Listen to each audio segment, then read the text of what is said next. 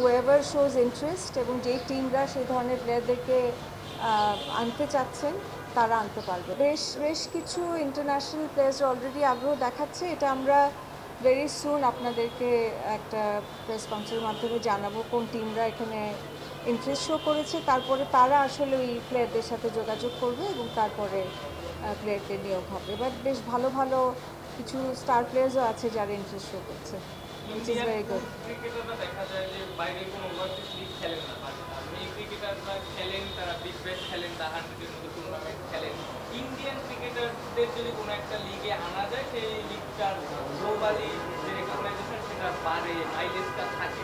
Indian ক্রিকেটারদের আনার ক্ষেত্রে আপনাদের কোনো চেষ্টাটা থাকবে কি? We are open to all actually. এরকম স্পেসিফিক্যালি কোনো কান্ট্রি স্পেসিফিক কিছু নাই। whoever shows interest এবং যেই টিমরা সেই ধরনের প্লেয়ারদেরকে আনতে চাচ্ছেন তারা আনতে পারবেন। It is open to all, so we will see.